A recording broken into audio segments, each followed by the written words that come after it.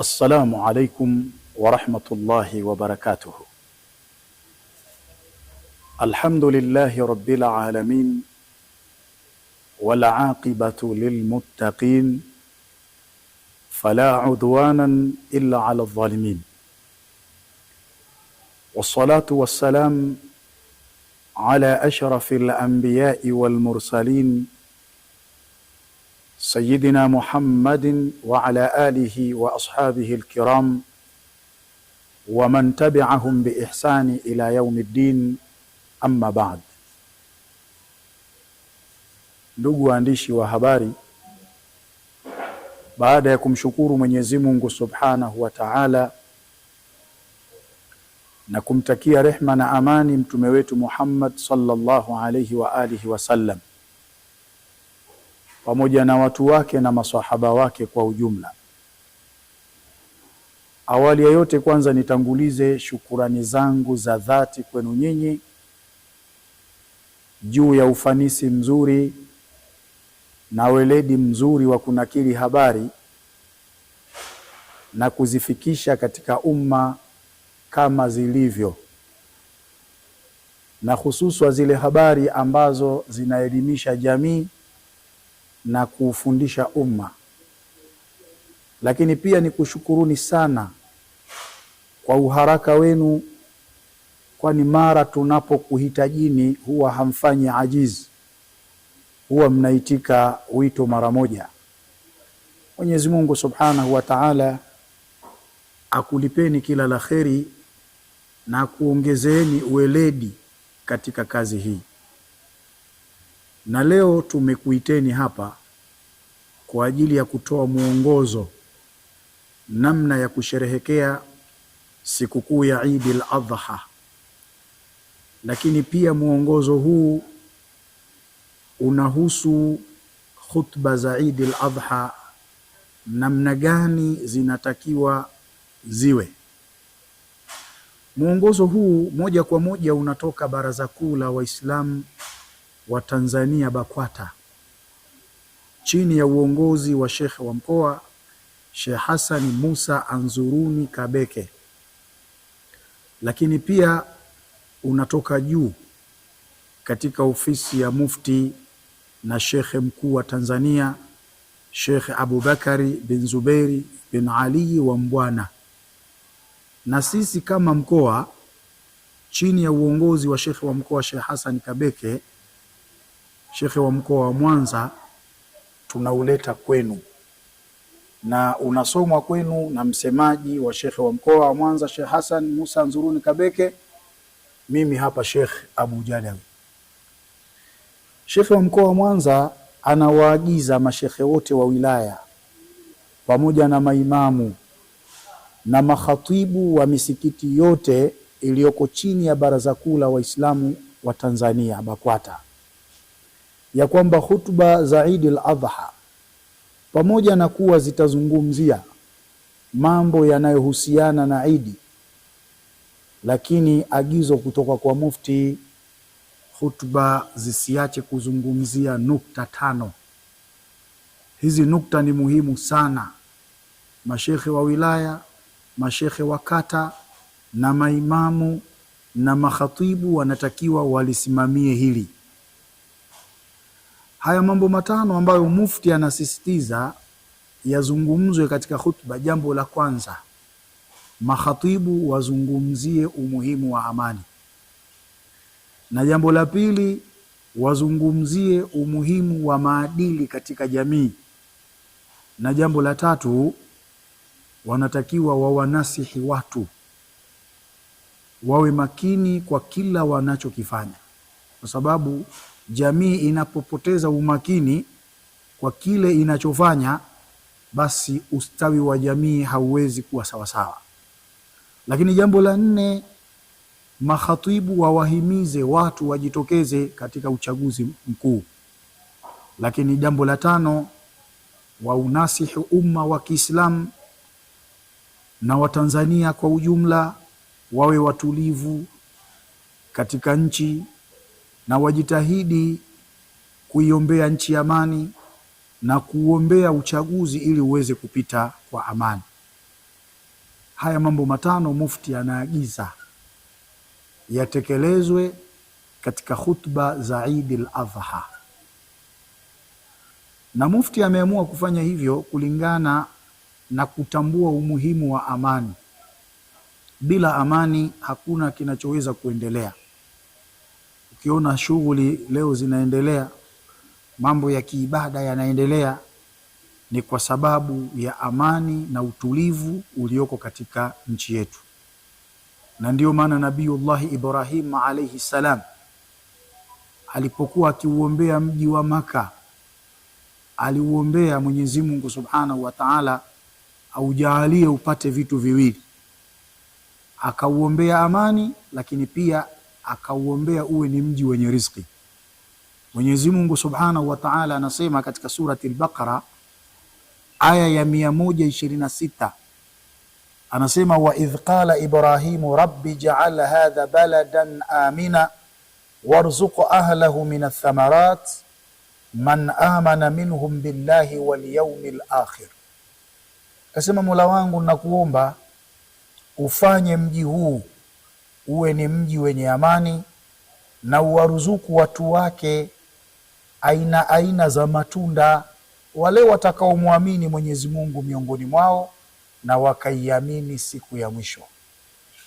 Kana kwamba Nabiyullah Ibrahimu alayhi salam katika maelezo haya alibagua, akamuomba Allah neema hii waipate waliomwamini Allah na wakaiamini siku ya mwisho. Hiyo basi wale ambao hawamwamini Allah wala kuiamini siku ya mwisho wasipate hii neema ya amani. Lakini Allah Subhanahu wa Ta'ala akamwambia waman kafara fa umatti'uhu qalilan thumma adtarruhu ila adhabin alim, na yule atakayekufuru nitampa starehe kidogo hapa duniani, lakini baada ya kufa nitamkokota kumpeleka katika adhabu iumizayo. Katika aya hii na mazungumzo haya ya Nabiyullah Ibrahim yanaonyesha umuhimu wa amani. Tazama, Nabiyullah Ibrahim kabla ya kuomba riziki akatanguliza amani. Kwa nini? Mahala popote penye riziki kama amani haiko, hiyo riziki haina faida yoyote. Watu hawawezi kuenjoy juu ya hiyo riziki walionayo. Kwanza amani ndio watu wanaweza kufaidi matunda yanayotokana na riziki. Ndio maana akasema rabbi ja'al hadha baladan amina, Mwenyezi Mungu nakuomba ufanye mji huu kuwa ni mji wenye amani. Kaomba kwanza amani, kisha akasema warzuqu ahlahu min athamarati. Na watu wa balagha wanatuambia wa fi taqdimi wa ta'khir tujadu fihi aghradhu albalaghia. Ukiona jambo limeanza kutajwa iwe ni kwenye Qur'an au kwenye sunna na jengine likacheleweshwa, fafihi aghradhu albalaghia, basi jua ndani yake kuna malengo ya kibalagha. Wa aghradhu albalaghiyati huna, na malengo ya kibalagha yanayopatikana katika aya hii, ihtimamu sha'ni almuqaddam, ni kupewa umuhimu jambo lililoanza kutajwa. Kilichoanza kutajwa hapa ni amani kabla ya riziki, amani kwanza kabla hata ya biashara, amani kwanza kabla ya elimu, amani kwanza kabla ya ustawi wa jamii. Kwa sababu ustawi wa jamii uwe ni wenye kuboreka, lazima kwanza amani itawale. Ndio maana akasema rabbi ja'al hadha baladan amina warzuqu ahlahu min athamarat. Baada ya amani ndio akawaombea riziki. Kwa hiyo amani ni jambo la kuchungwa, ni jambo la kulindwa, ni jambo la kuenziwa.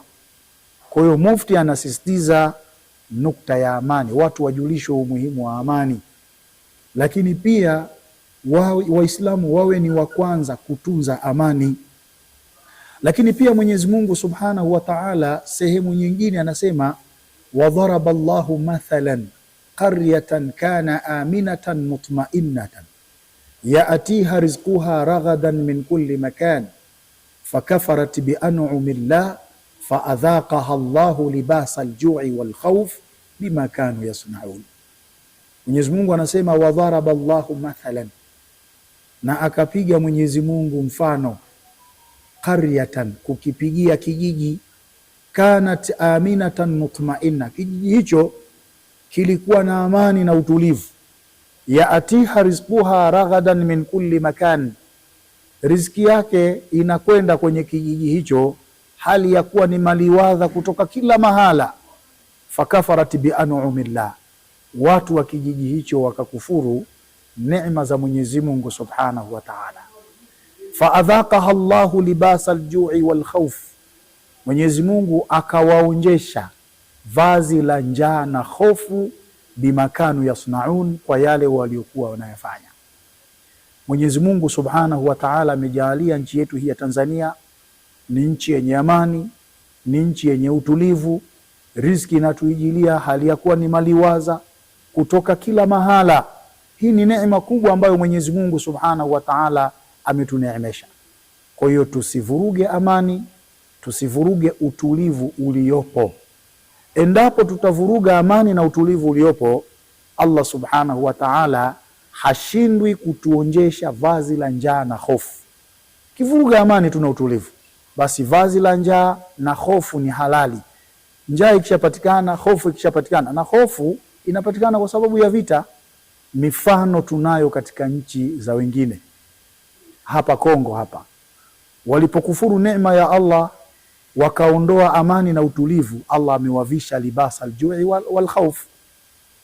Lakini tutazame nchi ya Libya. Kuna nchi iliyokuwa na neema kama vile nchi ya Libya, raia wake walikuwa na neema, wakalewa na neema. Mwenyezi Mungu walipoondosha amani na utulivu, Allah akawavisha libasa aljui wal khawf.